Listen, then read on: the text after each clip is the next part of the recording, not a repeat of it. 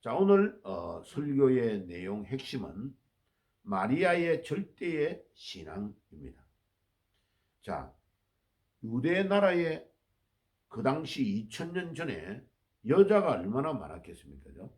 그 많은 여인 중에, 처녀 중에 특별히 마리아가 어떻게 선택을 받았을까?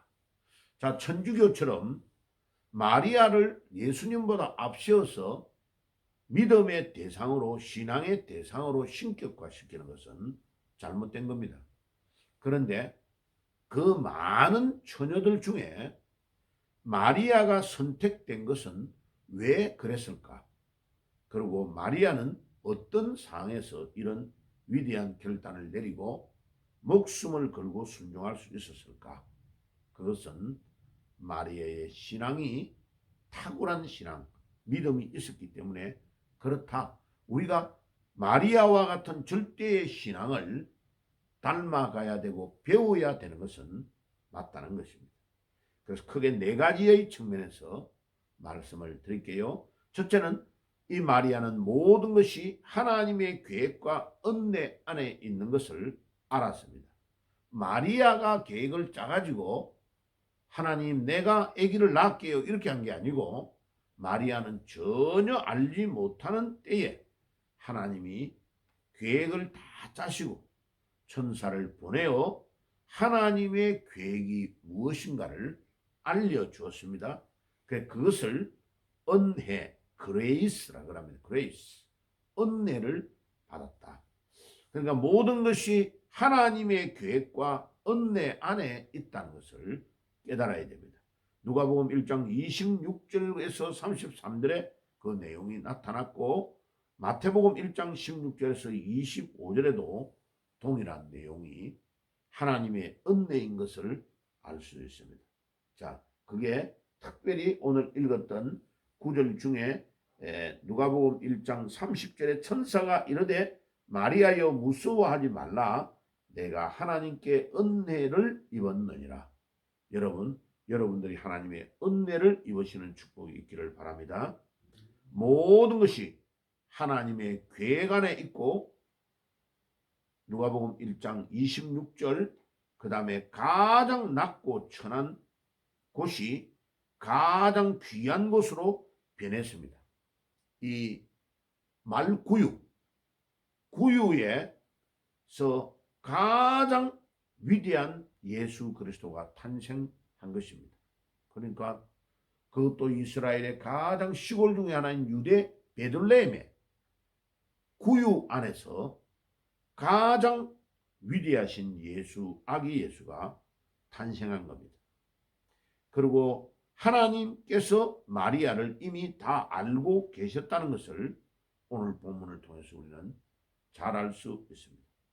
모든 것이 하나님의 은혜인 것을 알 수 있습니다. 주님, 나에게 은혜를 주시고 우리 가족들에게 은혜를 주시고 우리 모든 교회에 은혜를 주시고 이 민족 가운데 주님이 은혜를 베풀어 주시옵소서. 이렇게 기도하는 축복이 있기를 바랍니다. 그리고 오늘 1장 28절에 보니까 하나님이 함께 하셨다는 것을 우리에게 잘 알 수 있습니다. 그 다음에 큰 두 번째로 보라 처녀가 잉태하여 아들을 낳으리니 그 이름을 예수라 하라. 31절에서 37절에 나타납니다. 마리아의 입에서도 잘 알 수 있는 것처럼 나는 아직 약혼을 했지만은 남자를 알지 못한다고 말하고 있습니다. 31절에. 그러니까 처녀라는 것을 알 수 있죠. 그런데 그 처녀에게 성령으로 아기가 탄생된 것입니다. 그 이름을 예수라 하고 그 예수는 아람어입니다. 그죠? 바벨론에서 사용했던 언어가 아람어죠. 바벨론 조정에서 사용한 이 언어인 아람어를 예수라고 하는데 예수라는 원래의 이름은 풀네임은 예수 아흐 야훼입니다. 그죠? 구원이 하나님에게만 있다라는 뜻입니다. 마태복음 1장 21절, 이사야 31장 1절에서 3절, 이사야 40장 15절에 이런 의미의 내용이 다 나오고 있습니다. 구원이 군사를 많이 가지고 있는 그 당시에 애국 이집트에 있는 것이 아니고, 이스라엘이 이집트를 의지하고 늘 도망갔지만은 이집트가 구원을 주는 것이 아니고 하나님에게만 구원이 있다 하는 뜻이 예수입니다. 여러분, 물질, 돈이 여러분들을 구원시켜 주는 것이 아니고, 여러분들의 건강이 여러분들을 구원시켜 주는 것이 아니고, 권력이 있는 자가 구원시켜 주는 자가 것이 아니고, 오직 하나님만이 우리의 유일한 구원이 되신다라는 것을 믿는 것이 예수입니다. 이번 성탄을 통해서 그 믿음이 회복되시기를 바랍니다. 영원히 다스리는 왕이십니다. 예수는 그 나라가 무궁하리라고 누가복음 1장 32절에서 33절에 말합니다. 그래서 나는 남자를 알지 못하니 어찌 이런 일이 있으리요라고 말한 고백한 마리아의 34절의 고백은 이 마리아가 처녀의 몸에서 아기를 낳는다는 것을 분명히 입증하고 있습니다. 세 번째로, 성령이 임하시면 능력이 임합니다. 누가복음 1장 34절에서 37절에 천사가 이 말을 합니다. 성령이 내게 임하시면 능력이 나타난다고 35절에 말합니다. 여러분들 성령의 능력을 받으시기를 바랍니다. 마태복음 1장 18절에서 20절. 그 다음에 하나님의 아들이 태어나신 것입니다. 누가복음 1장 35절, 2장 8절에서 12절에 성령의 능력으로 이 아기 예수가 탄생한 겁니다. 하나님은 전능하신 분이십니다.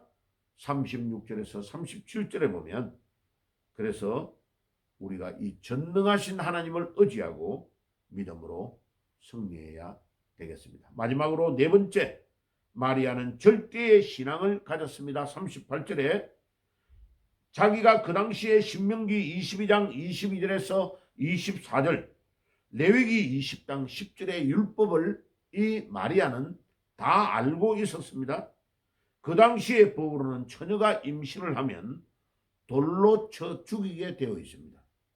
그런데 이런 너무나 위험한 상황에서 자기가 만약 임신을 해서 이게 잘못되면 돌에 맞아서 죽게 되는 이 엄청난 일을 부모나 또 어머니나 아버지에게 의논하여서 결정하겠다고 말하지 않고, 잠깐 나에게 시간을 달라고 부탁하지도 않고 적석에서 마리아는 주의 계집종이오니, 그런데 이 본문을 정확하게 직역을 하면 이렇습니다.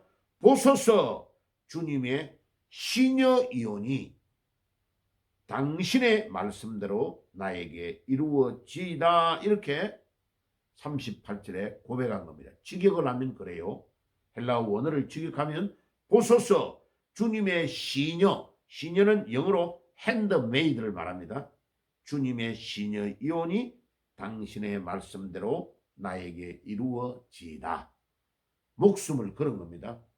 이 절대의 신앙, 하나밖에 없는 목숨을 하나님의 말씀을 위하여 목숨을 거니까 마리아는 영원한 축복을 누리게 되었습니다. 자, 우리도 마리아처럼 우리에게 신앙이냐, 나에게 어떤 어마어마한 돈이나 유익이 온다고 할지라도 두 개 중에 무엇을 선택할 거냐라고 물으면 마리아처럼 보소서 주님의 시녀이오니 당신의 말씀대로 나에게 이루어지이다라고 절대 신앙으로 고백하며 하나님께 나아가는 믿음의 사람이 되기를 주님의 이름으로 축복합니다. 기도하겠습니다. 주님, 오늘도 마리아의 절대의 신앙을 우리가 본받아서 주님이 우리에게 너무나 어려운 명령을 할지라도 그것이 주의 뜻이면 우리가 목숨을 걸고, 하나밖에 없는 목숨을 걸고도 순종하는 마리아와 같은 절대의 신앙으로 응답하며 나아가는 저희들이 되게 하시고, 이번 성탄을 통하여 우리가 그와 같은 믿음이 회복되며 그런 믿음을 소유하는 사람이 될 수 있도록 인도해 주옵소서. 예수님의 이름으로 기도드리옵나이다. 아멘.